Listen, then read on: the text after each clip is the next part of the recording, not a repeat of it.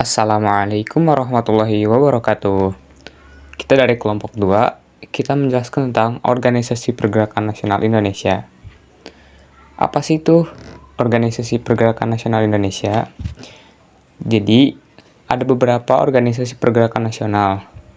Dan bangsa Indonesia sebenarnya sudah melakukan perlawanan terhadap kolonialisme sejak tahun 1700-an. Namun perlawanan tersebut masih bersifat kedaerahan, sehingga mengalami kesulitan untuk menghadapi penjajah. Oleh karena itu, perlawanan yang dilakukan belum membuahkan hasil. Akhirnya, pada awal tahun 1900-an, banyak organisasi-organisasi pergerakan nasional yang menentang penjajahan kolonial. Dan organisasi-organisasi tersebut adalah seperti berikut.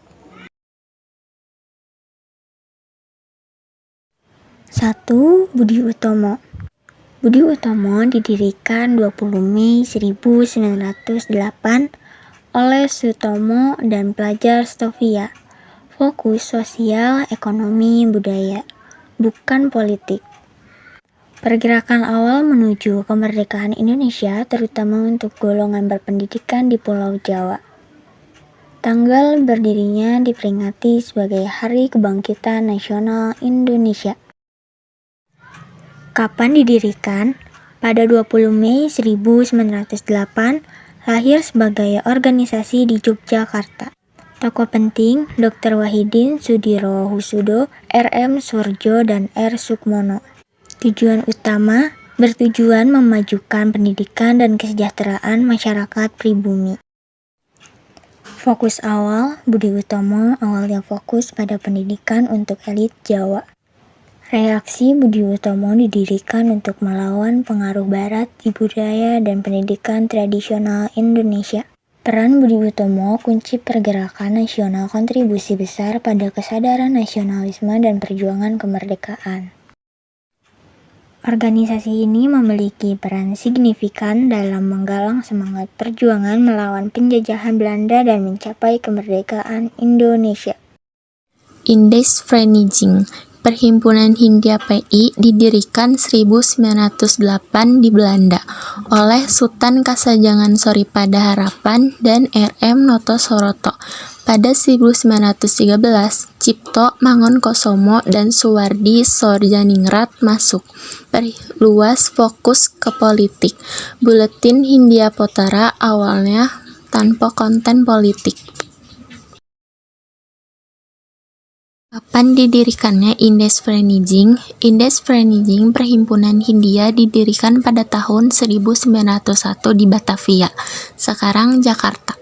Tokoh penting Indesvereniging yaitu Dr. Cipto Mangunkusumo dan Dr. Duwes Dekker. Tujuan Indesvereniging yaitu melawan diskriminasi orang Indonesia di Belanda, terutama di pendidikan dan pekerjaan.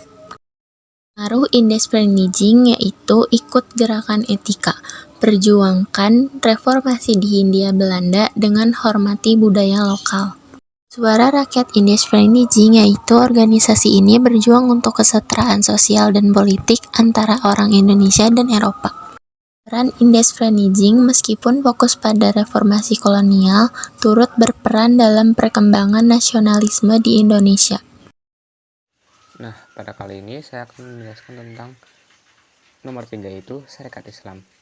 Sarekat Islam merupakan organisasi yang bergerak secara nasionalis, demokratis, dan ekonomis. Sarekat Islam bukanlah organisasi politik, namun dalam praktiknya, Sarekat Islam seringkali menentang praktik ketidakadilan oleh pihak kolonial Belanda. Dan organisasi ini didirikan oleh Haji Samanhudi dengan nama awal adalah Sarekat Dagang Islam. Organisasi ini didirikan atas dua hal, yaitu agama dan ekonomi. Tujuan umum Sarekat Islam yakni adalah menghidupkan beberapa hal berikut. 1. Jiwa dagang bangsa Indonesia. 2. Memperkuat ekonomi agar mampu bersaing dengan bangsa asing. 3. Mendirikan koperasi di Surabaya. 4. Mendirikan PT Setiausaha.